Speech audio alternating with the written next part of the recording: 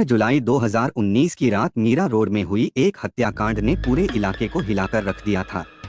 प्रमोद अनंत पाटनकर एक सामान्य आदमी जिनकी गला दबाकर हत्या कर दी गई थी। हत्या के बाद अपराधियों ने घटनास्थल पर ऐसे सबूत छोड़े थे जिनसे पुलिस का ध्यान भटकाने की कोशिश की गई, लेकिन जैसे जैसे जांच आगे बढ़ी वही सबूत उन्हें कातिलों तक ले गए। जब पुलिस ने इन दरिंदों का चेहरा उजागर किया तो हर कोई हैरान रह गया। तो आखिर क्या था पूरा मामला? इतनी बेरहमी से हत्या करने वाले कातिल कौन थे और उन्होंने प्रमोद को इतनी दर्दनाक मौत क्यों दी थी? इन सभी सवालों के जवाब जानने के लिए बने रहिए इस वीडियो में, जहां हम आपको बताएंगे इस खौफनाक हत्याकांड की पूरी सच्चाई, जो आपको हैरान कर देगा। नमस्कार मेरे प्यारे भाइयों और बहनों, मैं विवेक कुमार। क्राइम की कहानी के नए एपिसोड में आप सभी लोगों का हार्दिक स्वागत है। कहानी में आगे बढ़ने से पहले कृपया क्राइम की कहानी चैनल को सब्सक्राइब कर बेल आइकन जरूर दबा लें, ताकि मेरे हर वीडियो का नोटिफिकेशन आपको मिलता रहे। तो चलिए आज की कहानी शुरू करते हैं। प्रमोद अनंत पाटनकर भारतीय जीवन बीमा निगम में अधिकारी के पद पर कार्यरत थे। वह अपने छोटे से सुखी परिवार के साथ मीरा भायंदर के उपनगर में स्थित शिव दर्शन सोसाइटी के एक फ्लैट में रहते थे।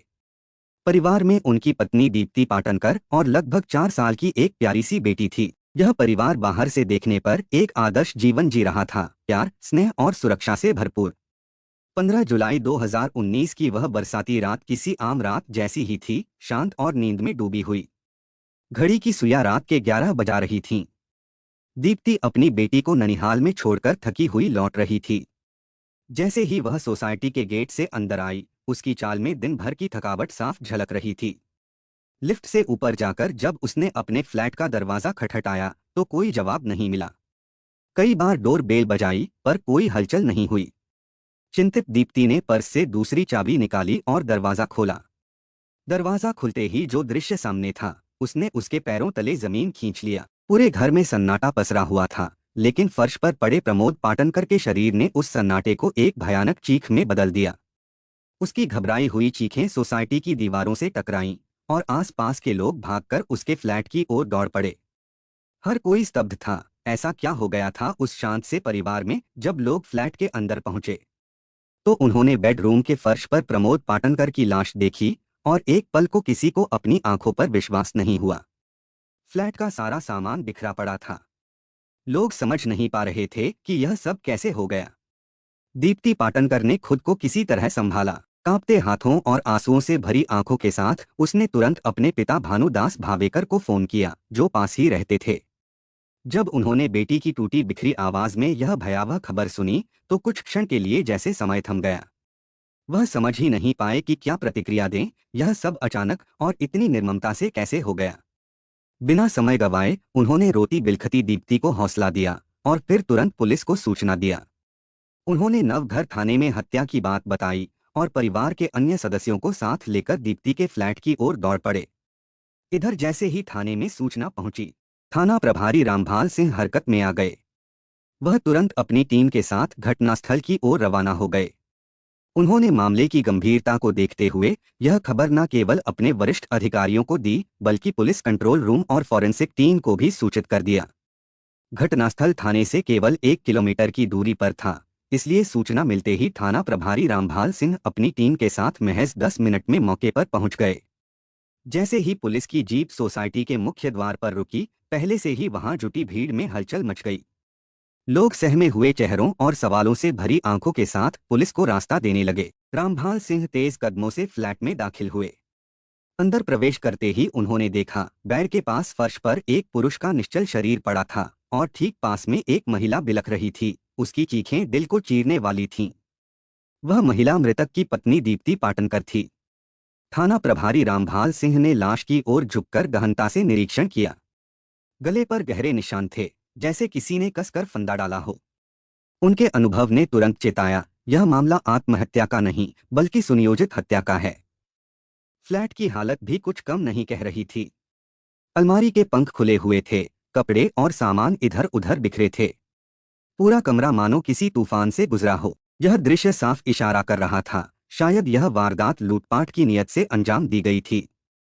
पुलिस ने प्रारंभिक जांच के तहत जब प्रमोद पाटनकर की पत्नी दीप्ति से पूछताछ की तो उसकी आंखों में भय, दुख और सदमे का तूफान साफ झलक रहा था। कांपती आवाज में उसने बताया कि वह अपनी बेटी से मिलने मायके गई थी। जब वह रात 11 बजे के करीब वापस लौटी तो हमेशा की तरह उसने दरवाजे की घंटी बजाई और पति को आवाज दिया, पर अंदर से कोई प्रतिक्रिया नहीं मिली। कई बार प्रयास करने के बाद जब कोई जवाब नहीं आया तो उसने पर्स में रखी डुप्लीकेट चाबी से दरवाजा खोला। जैसे ही वह भीतर दाखिल हुई, उसकी नजर पति की निर्जीव देह पर पड़ी और उसके मुंह से चीख निकल गई। इसी बीच जब थाना प्रभारी रामभाल सिंह घटनास्थल की बारीकी से जांच कर रहे थे, तभी वायरलेस पर सूचना मिली कि उच्च अधिकारी भी मौके पर पहुंचने वाले हैं। कुछ ही देर में थाने ग्रामीण के पुलिस अधीक्षक शिवाजी राठौड़ और उप अधीक्षक शांताराम बल्वी घटनास्थल पर पहुंच गए। उनके साथ थी फॉरेंसिक टीम, जिनकी मौजूदगी से यह स्पष्ट था कि अब जांच कहीं गहराई में उतरने वाली है। फॉरेंसिक टीम ने सबसे पहले घटनास्थल को चारों ओर से सील कर लिया और सावधानीपूर्वक सबूत जुटाने लगी। उन्होंने हर सतह, वस्तु और कोने को ध्यान से देखा, कहीं कोई उंगलियों के निशान, जूते के निशान या डीएनए का अंश छूट ना जाए। कैमरे की फ्लैश लगातार जल रही थी और हर एंगल से तस्वीरें खींची जा रही थीं। जांच के बाद वरिष्ठ पुलिस अधिकारी एक एक कर लौटने लगे। तब थाना प्रभारी रामभाल सिंह ने एक बार फिर एक अनुभवी जांचकर्ता की नजर से कमरे में लौटकर अकेले बारीकी से निरीक्षण शुरू किया। बेडरूम में रखी टेबल पर 2 चाय के खाली कप रखे थे।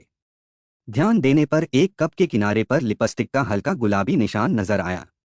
एक ऐसा सुराग जो कहानी में एक अनजाने किरदार की उपस्थिति की ओर इशारा कर रहा था। बिस्तर पर बिछी चादर असामान्य रूप से सिकुड़ी हुई थी, मानो वहां हाल ही में कोई हलचल हुई हो। तकिए के नीचे छिपा हुआ एक और अहम सुराग मिला। तकिए के नीचे एक कंडोम का पैकेट दबा मिला। यह सब देखने के बाद पुलिस ने अनुमान लगाया कि फ्लैट में आई महिला प्रमोद की कोई जान पहचान वाली रही होगी। संभवतः उसी ने सही मौका पाकर इस हत्या को अंजाम दिया। लेकिन वह कौन थी, यह अब जांच का विषय बन चुका था। थाने लौटकर थाना प्रभारी रामभाल सिंह ने घटना पर गंभीरता से विचार विमर्श किया और फिर जांच की जिम्मेदारी असिस्टेंट इंस्पेक्टर साहेब पोटे को सौंपी। दीप्ति का बयान दर्ज करने के बाद पोटे ने केस की तह में जाने के लिए ताबड़तोड़ जांच शुरू कर दिया। उनकी प्राथमिकता थी उस महिला की पहचान करना जिसके होठों की लिपस्टिक का निशान चाय के कप पर मिला था। साथ ही यह भी सामने आया कि मृतक की जेब से नकदी और मोबाइल फोन गायब थे। संभावना थी कि वही महिला यह सब साथ ले गई थी। इसी दौरान पुलिस को पोस्टमार्टम रिपोर्ट हाथ लगी। रिपोर्ट में साफ तौर पर लिखा था कि प्रमोद पाटनकर की चाय में भारी मात्रा में नींद की गोलियां मिलाई गई थीं। नशे की हालत में लाने के बाद उनकी गला घोंटकर बेरहमी से हत्या की गई। इस अहम खुलासे ने जांच की दिशा ही बदल दिया। अब यह महज एक हत्या नहीं बल्कि एक सोची समझी साजिश नजर आने लगी थी। जांच अधिकारी पोटे ने एक बार फिर घटनास्थल का बारीकी से मुआयना किया और उसके बाद दीप्ति पाटनकर से लंबी पूछताछ किया। पूछताछ के दौरान उनके बयानों में कई विरोधाभास नजर आए, जिससे पुलिस को संदेह गहराने लगा। हालांकि चूंकि मामला एक प्रतिष्ठित परिवार से जुड़ा था, इसलिए बिना ठोस सबूत के किसी पर कार्रवाई करना जोखिम भरा होता। लेकिन पोटे यहीं नहीं रुके। उन्होंने दीप्ति पाटनकर की पूरी पृष्ठभूमि खंगालनी शुरू किया और यहीं से उन्हें वो सुराग मिला जिसकी उन्हें तलाश थी। 43 वर्षीय प्रमोद पाटनकर मूलतः महाराष्ट्र के रायगढ़ जिले के निवासी थे। पढ़ाई पूरी करने के बाद उन्होंने बेहतर भविष्य और रोजी रोटी की तलाश में मुंबई का रुख किया। शुरुआत में उन्होंने छोटे मोटे कामों से अपने कदम जमाए, लेकिन उनका असली लक्ष्य एक सुरक्षित सरकारी नौकरी हासिल करना था। कड़ी मेहनत और लगन का फल उन्हें जल्द ही मिला। कुछ ही वर्षों में उन्हें भारतीय जीवन बीमा निगम में एक अधिकारी की नौकरी मिल गई।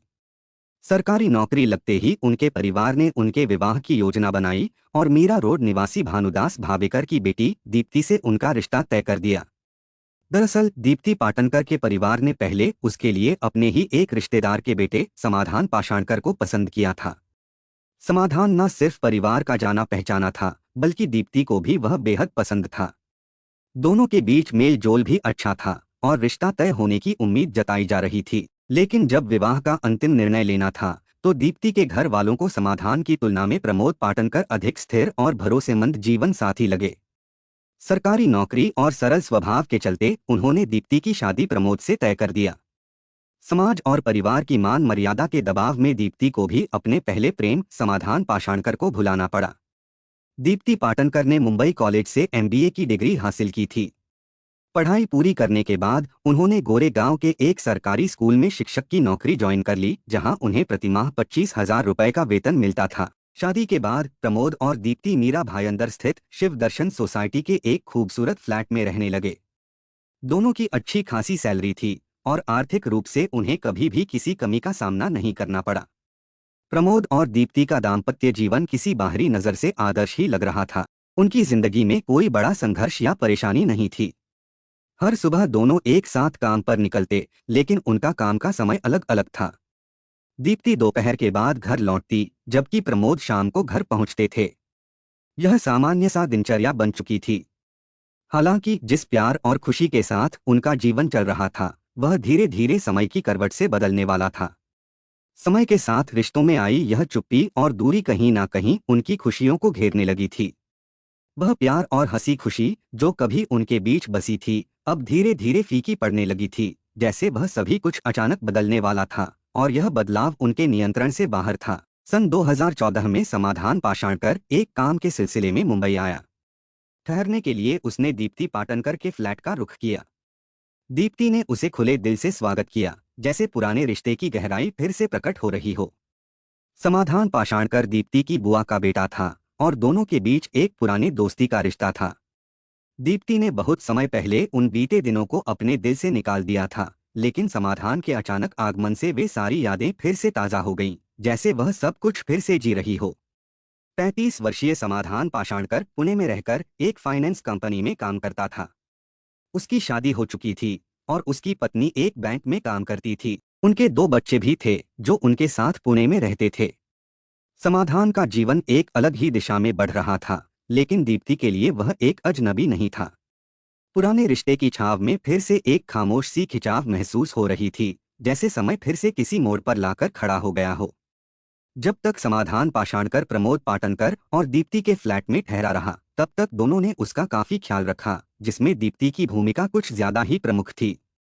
उसकी देखभाल और बातचीत में दीप्ति की कोमलता और स्नेह स्पष्ट दिखाई दे रहा था। समाधान के साथ बिताए गए ये कुछ दिन उनके लिए एक तरह से अतीत की यादों के पुनः जागने जैसा थे। हालांकि यह स्थिति पूरी तरह से मित्रवत और औपचारिक थी, फिर भी दीप्ति के मन में हलचल थी। 4-5 दिन के ठहराव के बाद जब समाधान पुणे लौटने लगा, तो उसने प्रमोद और दीप्ति का आभार व्यक्त किया। समाधान का आभार इस बात का प्रतीक था कि उसे दीप्ति और प्रमोद के घर में अपनेपन का एहसास हुआ था। प्रमोद और दीप्ति ने औपचारिकता के नाते उसके आभार का उत्तर देते हुए कहा, घर तुम्हारा ही है, जब चाहो कभी भी आ सकते हो। यह शब्द जितने सामान्य थे, उतने ही उनके भीतर एक अजीब सी नजदीकी और अनकहे संबंधों की गूंज छिपी हुई थी। समाधान के जाने के बाद भी दीप्ति के मन में वह पुरानी कसक और हल्की सी खिंचाव बाकी रह गई थी। अंधे को और क्या चाहिए, सिर्फ 2 आंखें। समझने में देर ना लगी, समाधान को जैसे अपनी मुँह मांगी मुराद मिल गई हो। प्रमोद पाटनकर और दीप्ति के मन को टटोलने के बाद समाधान के दिल में दीप्ति का तन मन पाने की एक अजीब सी चाह ने जन्म लिया था। 4-5 दिनों तक दीप्ति के परिवार के साथ रहकर वह अपनी भावनाओं में खो चुका था। अब वह बस यही चाहता था कि दीप्ति और उसका और ज्यादा सामीप्य बढ़े, एक ऐसा रिश्ता हो जो किसी शब्द से नहीं बल्कि निकटता से परिभाषित हो। समाधान के मन में यह चाह लगातार बढ़ रही थी और वह इस सच्चाई को नकार नहीं पा रहा था। इसके बाद वह किसी न किसी बहाने मुंबई आने लगा और प्रमोद पाटनकर के घर को अपना आशियाना बना लिया। वह जानबूझकर दीप्ति के पास ज्यादा समय बिताने की कोशिश करता, यह सोचते हुए कि वह किसी तरह दीप्ति के करीब आ सके। हर बार जब वह आता, उसका दिल उसी अजीब सी उम्मीद से भर जाता, जैसे किसी ठोस कड़ी को ढूंढने का प्रयास कर रहा हो। कभी बेमन से, कभी अनजाने में, लेकिन दीप्ति के करीब जाने की चाह धीरे धीरे उसके पूरे मन को घेरने लगी थी। दीप्ति पाटनकर भी कोई बच्ची नहीं थी और वह समाधान के हाव भाव की भाषा अच्छी तरह समझती थी। प्रमोद से पहले जब उसकी शादी समाधान से होने वाली थी, तब वह उनके बीच के पुराने रिश्ते को बखूबी जानती थी। समाधान की हर बात, हर इशारा अब भी उसके मन में एक हलचल छोड़ जाता था। समाधान अक्सर हंसी मजाक करते हुए ठंडी आहें भरते हुए कहता, दीप्ति तुम्हारा घर मुझे अपने घर जैसा लगता है। मेरे आने पर तुम अपने सारे काम छोड़कर मेरा इतना ख्याल रखती हो। यह भी तो तुम्हारा ही घर है। दीप्ति ने हल्की मुस्कान के साथ उसी के शब्दों में जवाब दिया। समाधान ने कहा, यह घर मेरा कहाँ है, यह तो तुम्हारे पति का है। लेकिन तुम मुझे अपनी जैसी लगती हो, इसलिए मैं यहाँ आ जाता हूँ। उसके शब्दों में एक सीधी सी मासूमियत थी, लेकिन दीप्ति के गालों पर हल्की लाली आ गई। यह देख समाधान को एहसास हुआ कि उसकी बातों का असर हो रहा था, लेकिन दीप्ति ने कुछ नहीं कहा। वह चुपचाप मुस्कुराती रही, जैसे उन शब्दों को अनसुना कर रही हो, लेकिन उसके मन में गहरी हलचल थी। समाधान ने दीप्ति पाटनकर की खामोशी को ही तोड़ा। दीप्ति, बताओ, तुम मुझे क्या समझती हो? वक्त अगर साथ देता तो आज तुम मेरी पत्नी होती, लेकिन तुम मेरे नसीब में नहीं थी। दीप्ति ने अपनी चुप्पी तोड़ते हुए कहा, अब बोलने से क्या फायदा, जो होना था हो गया। तुम्हारी पत्नी तो अच्छी है। उसकी आवाज में हल्की तन्हाई थी, लेकिन उसने इसे अपनी कमजोरी नहीं बनने दिया।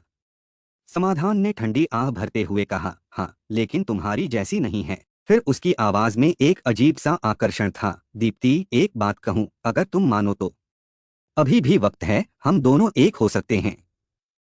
समाधान की यह बात जैसे दीप्ति के भीतर कहीं कुछ गहरा छू गई। वह अपने आप को संभाल नहीं पाई और उन 10-12 सालों के सुखी दाम्पत्य को दांव पर लगा दिया।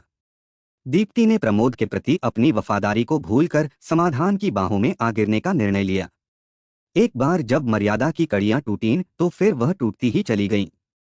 दीप्ति ने अपने आंतरिक संघर्ष और बाहरी आकर्षण के बीच जो रास्ता चुना, वह उसे एक ऐसी राह पर ले आया था जहां से वापसी शायद अब मुमकिन नहीं थी। समय अपनी गति से भाग रहा था और दीप्ति पाटनकर और समाधान के बीच बने अवैध संबंधों को 4 साल हो चुके थे। हालांकि इस पूरे समय में प्रमोद पाटनकर की नजरों से यह सब छिपा रहा, लेकिन दीप्ति के भीतर गहरी खामोशी और बदलाव आ चुके थे। इन 4 वर्षों में दीप्ति ने एक बेटी को जन्म दिया, जिसका नामकरण प्रमोद पाटनकर ने बड़ी धूमधाम से किया था। यह दिन भी प्रमोद के लिए एक खुशियों का दिन था, लेकिन दीप्ति के लिए एक ऐसा दिन था जिसमें वह अपनी निजी जिंदगी के सबसे बड़े राज को छिपा रही थी। फिर एक दिन एक ऐसी घटना घटी जिसने दीप्ति और समाधान के रिश्ते को परत दर परत उजागर कर दिया। प्रमोद, जो कि अपने काम के सिलसिले में अक्सर व्यस्त रहता था, एक दिन अचानक दीप्ति से मिलने उसके स्कूल पहुंचा। लेकिन दीप्ति उस दिन स्कूल में नहीं मिली। प्रमोद को थोड़ा अजीब सा लगा और जब उसने स्कूल प्रशासन से जानकारी ली तो पता चला कि दीप्ति उस दिन स्कूल आई ही नहीं थी। यह एक छोटा सा सवाल जो प्रमोद के मन में उठा था, अब एक बड़े तूफान का रूप ले चुका था। प्रमोद को यह विश्वास नहीं हो रहा था कि दीप्ति, जो कि हमेशा अपने परिवार के प्रति समर्पित रही थी, अचानक ऐसी लापरवाही कैसे कर सकती है। प्रमोद के मन में यह ख्याल आया कि क्या कुछ और चल रहा है जिसकी उसे खबर नहीं है। शाम को जब प्रमोद घर पहुंचा तो उसने दीप्ति से पूछा कि वह स्कूल क्यों नहीं गई थी। प्रमोद का सवाल सीधा था, लेकिन दीप्ति ने जल्दी से तबीयत खराब होने का बहाना बना लिया और बात को टालने की कोशिश किया। प्रमोद को थोड़ा संकोच हुआ, लेकिन दीप्ति ने इस तरह से बात घुमा दी कि वह ज्यादा कुछ नहीं पूछ पाया। लेकिन दीप्ति अब पूरी तरह से सतर्क हो गई थी। उसे एहसास हो गया था कि अब तक वह जो कुछ भी कर रही थी, वह अब शक के दायरे में आ सकता है। इस बीच दीप्ति ने समाधान को भी सतर्क कर दिया कि उसे और ज्यादा सावधान रहने की जरूरत है। समाधान, जिसे पैसों की कोई कमी नहीं थी, अब दीप्ति से मिलने के लिए मुंबई आता तो वह हमेशा किसी होटल में ठहरता था ताकि प्रमोद को कुछ भी शक न हो। मौका मिलने पर दीप्ति किसी पार्टी में जाने या सहेलियों से मिलने के बहाने समाधान से मिलती। यह उनका चल रहा खुफिया खेल था जो अब ज्यादा दिनों तक नहीं चलने वाला था। समाधान और दीप्ति के बीच का यह छुपा हुआ रिश्ता धीरे धीरे बढ़ते दबाव के साथ टूटने की कगार पर था। उनकी हर कोशिश, हर कदम अब उन्हें और ज्यादा संकट में डाल रहा था। घटना से लगभग 1 माह पहले एक दिन प्रमोद को दीप्ति का मोबाइल हाथ लग गया। उसकी जिज्ञासा ने उसे दीप्ति के फोन का व्हाट्सएप चेक करने के लिए मजबूर किया। प्रमोद को वहां कुछ ऐसा मिला जो उसकी सोच से भी परे था। दीप्ति और समाधान के बीच हुई चैटिंग स्पष्ट थी। एक चैट में समाधान ने दीप्ति को चर्च गेट, मुंबई के एक होटल में बुलाया था। यह देख प्रमोद का दिल बैठ गया और उसका शक अब यकीन में बदल चुका था। उस दिन भी दीप्ति घर से बाहर गई थी और शाम तक नहीं लौटी थी। प्रमोद ने समझा नहीं था कि वह कहाँ हो सकती है, लेकिन जैसे ही वह घर लौटी उसने उसे आड़े हाथों लिया। प्रमोद ने दीप्ति के फोन के मैसेज दिखाए और उसके पीछा करने की सारी बातें उजागर कर दिया। दीप्ति के चेहरे पर डर साफ झलकने लगा। वह अब झूठ नहीं बोल सकती थी, उसकी सारी हिम्मत जैसे खत्म हो गई थी। दीप्ति ने इस पूरे मामले को सुलझाने के लिए शर्मिंदा होकर प्रमोद से माफी मांगी और कसम खाई कि वह अब कभी समाधान से नहीं मिलेगी।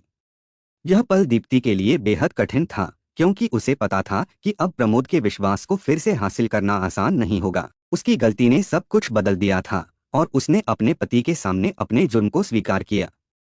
प्रमोद ने दीप्ति को माफ तो कर दिया, लेकिन दीप्ति को यह समझ में आ गया कि घनिष्ठ संबंधों में कस्में और वादों का कोई खास मायने नहीं होता है।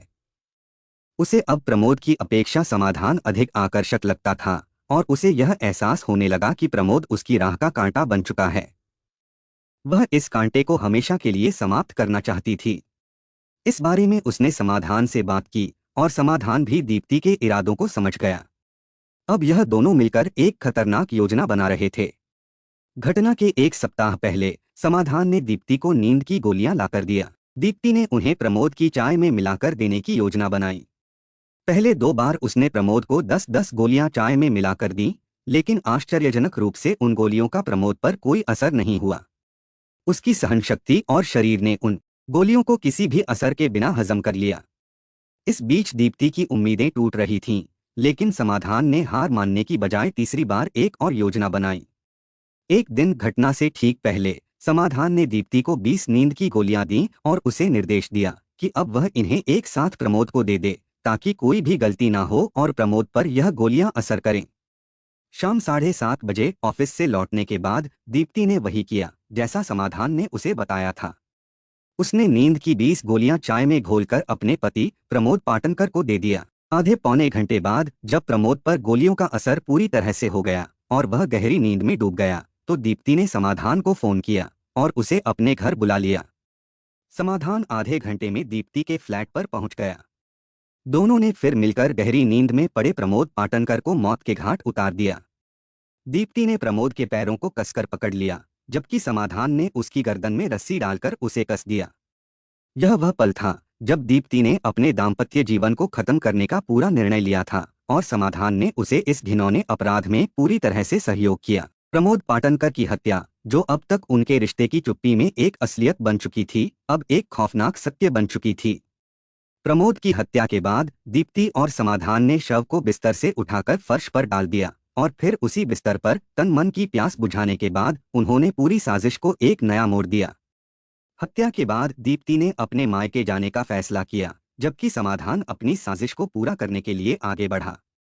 समाधान ने सबसे पहले अपने होठों पर लिपस्टिक लगाकर मेज पर रखे चाय के खाली कप पर होठों का निशान बना दिया। यह निशान उस पर आधारित था जो वह चाहता था, पुलिस को किसी महिला की उपस्थिति का संदेह हो ताकि अपराध को छिपाया जा सके। इसके बाद उसने अलमारी का सामान बाहर निकालकर पूरे फ्लैट में फैला दिया और प्रमोद पाटनकर के बिस्तर के नीचे कंडोम का पैकेट रख दिया। यह कदम उसने पूरी योजना के तहत लिया था ताकि कोई और संदेह पैदा हो और पुलिस इस मामले को एक और कोण से देखें। समाधान ने अपने कदम आगे बढ़ाए और प्रमोद का मोबाइल फोन और जेब में रखे 3000 रुपये निकालकर ले गया। यह सारा सामान लेकर वह गुमनाम तरीके से पुलिस की जांच को गुमराह करने के प्रयास में जुट गया था। उसकी कोशिशें अब एक अपराधी के रूप में अपनी गहरी छाप छोड़ रही थीं। समाधान पाषाणकर के जाने के कुछ समय बाद दीप्ति पाटनकर अपने फ्लैट पर लौटी और अचानक चीखने चिल्लाने लगी। उसकी आवाजें सुनकर आसपास के लोग इकट्ठा हो गए और जल्दी ही पुलिस को सूचित कर दिया। पुलिस मौके पर पहुंची और दीप्ति से पूछताछ किया। दीप्ति ने शुरुआत में सब कुछ सामान्य दिखाने की कोशिश की, लेकिन पुलिस के दबाव में धीरे धीरे उसने सच्चाई कबूल किया। दीप्ति से पूछताछ के बाद पुलिस ने समाधान पाषाणकर को गोरेगांव के एक लॉज से गिरफ्तार कर लिया। दोनों के बीच हुई साजिश और हत्या की पूरी सच्चाई सामने आई। अब पुलिस ने मामले को गंभीरता से लिया और दोनों के खिलाफ विस्तार से पूछताछ किया। इसके बाद थाना नवघर में दोनों के खिलाफ भारतीय दंड विधान की धारा 302 हत्या, 201 सबूतों को नष्ट करना, 328 जहर देना और 34 साझा इरादा के तहत मुकदमा दर्ज कर लिया। दोनों को गिरफ्तार कर तलौजा जेल भेज दिया गया, जहां उनकी सजा की प्रक्रिया शुरू हो गई। इस मामले की आगे की जांच असिस्टेंट इंस्पेक्टर साहेब पोटे के द्वारा की जा रही थी, जो अब इस जघन्य अपराध को सुलझाने की पूरी जिम्मेदारी संभाल रहे थे। आज की कहानी बस यही तक। अब बारी कमेंट पढ़ने की है। ममता सिंह मैम ने कमेंट किया है, रील और रियल में काफी अंतर है, ऐसी औरत के लिए कड़ी सजा होनी जरूरी है। मैम आपके सपोर्ट और प्यार के लिए दिल से धन्यवाद। मीरा राय मैम ने कमेंट किया है, sir congratulations for 30,000 subscribers. Ma'am आपके सपोर्ट और प्यार के लिए दिल से धन्यवाद। श्रेया वसानी जी ने कमेंट किया है, good afternoon sir. Good afternoon Shreya ji. आपके सपोर्ट और प्यार के लिए दिल से धन्यवाद। संजना मुखर्जी मैम ने कमेंट किया है, शक कभी ना खत्म होती है ना, ठीक वो बढ़ता ही जाता है। मैम आपके सपोर्ट और प्यार के लिए दिल से धन्यवाद। रीता छेत्री मैम ने कमेंट किया है, समाज में बाप की इज्जत को बरकरार रखने के लिए और अपनी खुशी के लिए किसी निर्दोष का जान ले लिया, जिसका रमी बेन और अनिल के साथ दूर दूर तक कोई रिश्ता नहीं था। ऐसे पापियों को कड़ी से कड़ी सजा मिलनी चाहिए। मैम आपके सपोर्ट और प्यार के लिए दिल से धन्यवाद। माला कुमारी राय जी ने कमेंट किया है, अच्छा होता लिप्सी पहले ही डिवोर्स दे देती, बेचारी को ऐसे मरना नहीं पड़ता। मैम आपके सपोर्ट और प्यार के लिए दिल से धन्यवाद। सुषमा शाह जी ने कमेंट किया है, भारतीय नारी की कुरूपता को चरितार्थ करने वाली कहानी। मैम आपके सपोर्ट और प्यार के लिए दिल से धन्यवाद। रोशनी मेहरा जी ने कमेंट किया है, गुड आफ्टरनून विवेक भाई। गुड आफ्टरनून सिस्टर, आपके सपोर्ट और प्यार के लिए दिल से धन्यवाद। जमुना अटलुई जी ने कमेंट किया है, शक का कोई इलाज नहीं। सर आपके सपोर्ट और प्यार के लिए दिल से धन्यवाद। लोकेन राय जी ने कमेंट किया है, मैम आपके सपोर्ट और प्यार के लिए दिल से धन्यवाद।